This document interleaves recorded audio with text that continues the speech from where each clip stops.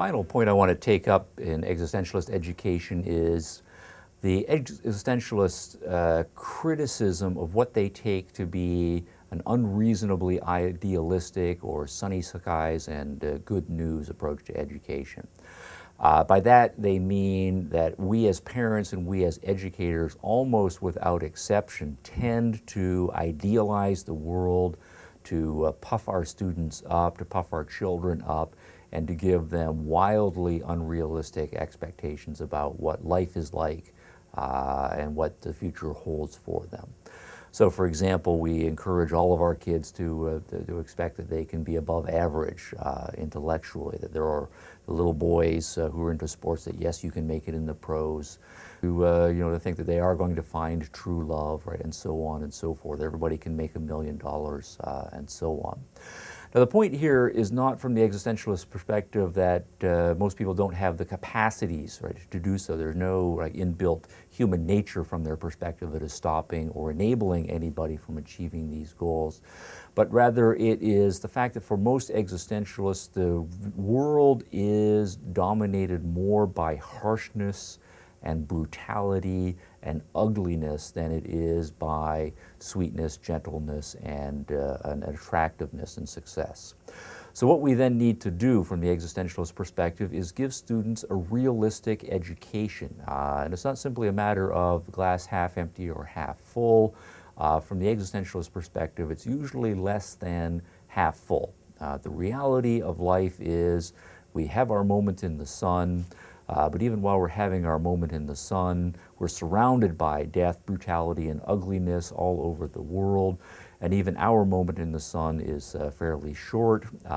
We then are on a downward slide to ultimately death. So the reality of life, as much as anything, is pain, suffering, disappointment, betrayal, disease, poverty, war, terrorism, death, right, and so on.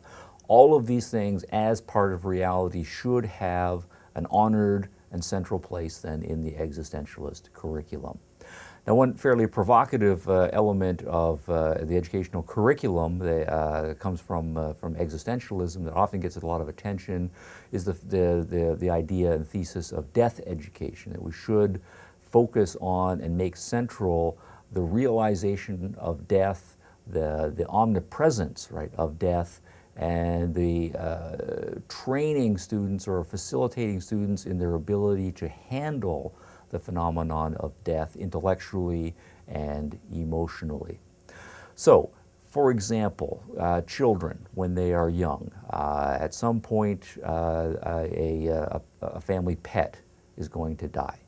A lot of parents will lie and say, well, our dog has gone to heaven.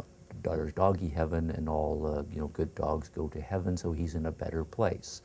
And what we're in this case doing is shielding the child from death and putting an illusion right in the child's head that is not going to serve the child well, because at some point the child is going to learn that dogs don't go to heaven, and that realization will then be harsher because he will realize that you betrayed him by telling him a lie in this particular case. Another part of life, particularly for most young children, is at some point one of their grandparents, right, is going to die. And in many cases, it's the same thing here as with the dog, just on a larger scale, right?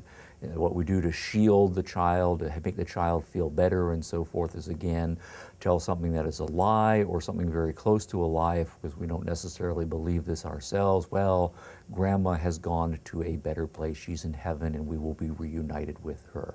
And again, what we're doing is we are shielding or insulating the child from harsh reality. So what we should be doing, though, is realizing that if this is a part of life, finding ways so that when real life impinges, as it is going to impinge, pets are going to die, grandparents are going to die, that we can have the child handle that in a way intellectually and emotionally that is true to the facts of reality. If we think of children when they get a little bit older, at times most students go through their teen years, the teen years being very stormy emotionally. The reality for them is that chances are good one of their classmates in their school is going to commit suicide. Another benchmark here is by the time the students get their driver's license and they start going out there and doing all of the ridiculous driving things that teenagers can do. There's great carnage on the road. Some of them are going to be killed in car accidents. We as parents have gone through this. We know that students are themselves going to go through this. So rather than ignoring it or pretending that it doesn't happen, we should be building this into the curriculum ahead of time so that when it happens, it does not take them by unexpectedly, and they don't have the resources to be able to handle it.